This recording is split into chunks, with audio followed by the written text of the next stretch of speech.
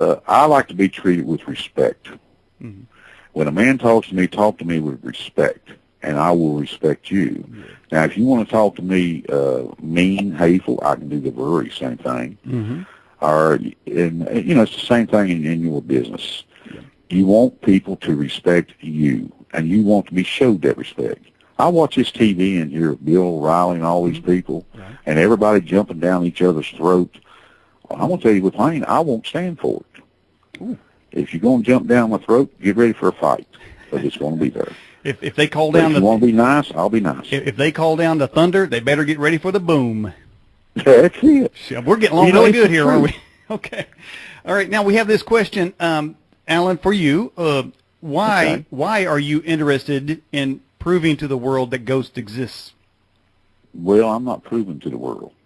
I'm telling my stories exactly what's happened to me. No difference. Mm-hmm. They got books out here with authors and all this proving to the world about ghosts. Yeah.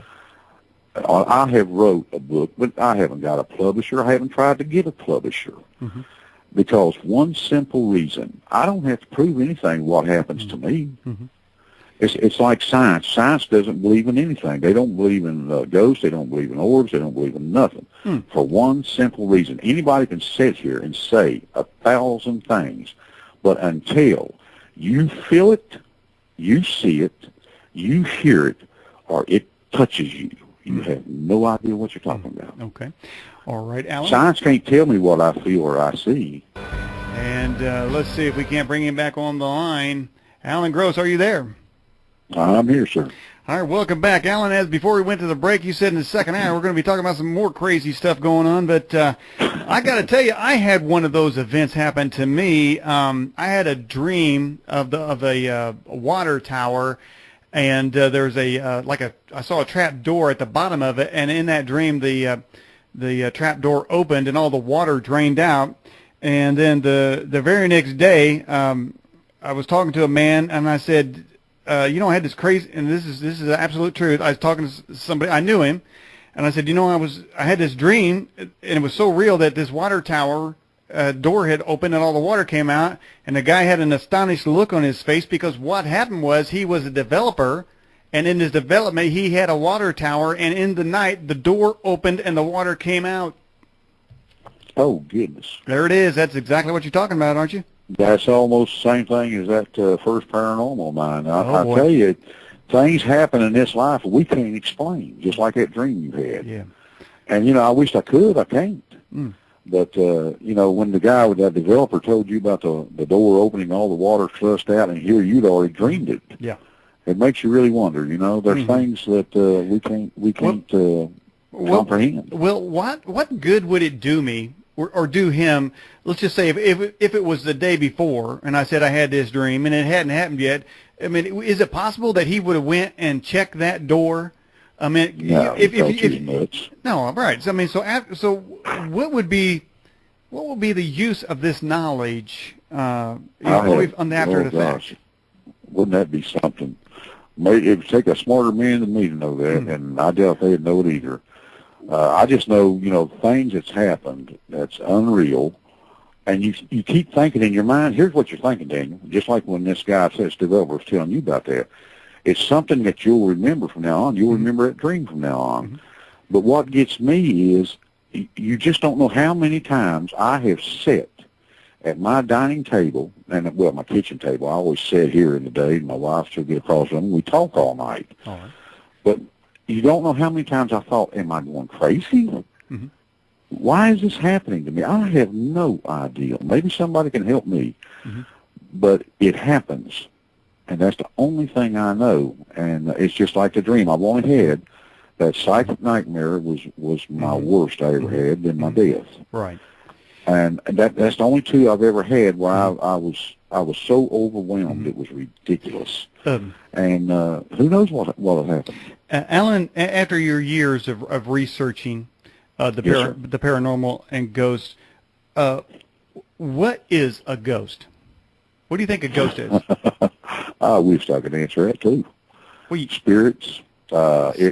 I have zero idea because, on religion, they'll say it's old demons and all this. Yeah. The only thing I know is when it happens, you'll feel it. Mm-hmm. When you go into a haunted location, a haunted room, or a graveyard at night, or someplace where you get that uneasiness feeling, or you're in a house and you're in a bedroom and you get that uneasy feeling, I'm going to tell you, it could very well be something there that you're not comprehending. Well, I'll tell you what. I had a lady call me the other day, and she was scared to death. And that's the main reason I keep on doing what I'm doing, because when people are scared to death, they're scared to be in their homes because of something happened. She said she's making up a name, her Uncle Henry or something like that is haunting her. And I asked her, have you ever seen him? No. I said, well, have you ever felt him? No. I said, well, why do you think it's your Uncle Henry haunting your house? And they usually come back with, well, I had a baby. That'll be one of the first things. Oh, God. And I believe this is a guardian angel because of the baby. Well, Daniel, it could very well be. Because I don't think anybody's smart enough to really figure this out. We can say what we think, but I'm not going to say anything that I don't know for facts. All right. But when you have people trying to reach up, they're trying to get help. Yeah. They're trying to find someone who will believe them, first of all. Right. And I've had so many people tell me this thing. You can go to a new group, a ghost group, and I've talked to a lot of them. I enjoy it very, very much. And you look at their eyes when you tell them something or you show them something, and the first thing comes out of mind, especially if you show them a picture that's really unusual. Okay. The first thing they do, their eyes will get big, their mouth drops open, and they say, "Oh my God." That's the first thing. And then all of a sudden they start opening up to you, telling you about personal experiences they've had in the past. And this isn't just ghost groups. This is any individual on the street. Go into a grocery store and stop someone and ask them about the paranormal. And I promise you, before you get out of that grocery store, they will give you an experience that's happened to them years and years ago. Okay. Well, let me ask you something, Alan. Now, all right. Now, obviously, you meet these people, and you're going to meet people that go to church. They go to church. Now, why is it that a typical church, which bases their theology on spirituality, the things, the Holy Writ, basically, it tells you to seek out spiritual things, right, in the book. But why is it when you start talking about spiritual experiences, the only thing you can really get is, that's a demon. Now, get back past the plate. You go to them because they're supposed to be the experts in the spiritual things, and when it comes to the spiritual happenings, that happens to everyone. I just described one, and there's many more that I could describe, but you're the guest. Why is it they can't get even a conversation of spiritual activity without the classic, it's a demon, get out of here, quit messing with it, don't think about it, get back to being supper or something? Why can't they rely on the spiritual people for this spiritual information? Well, that's the first thing that comes out of the mouth. It's a demon. They don't say angels. They say it's a demon. Well, I'll tell you, Daniel, I want to ask you one thing. In all of your life, have you ever had anything hurt you that's paranormal? Have you ever experienced a push, a shove, a scratch? I have never did it.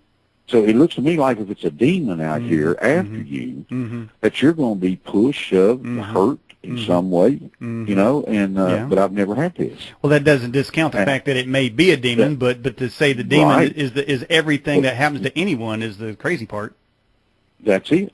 And to say that's all it is out here, I'm not religion is something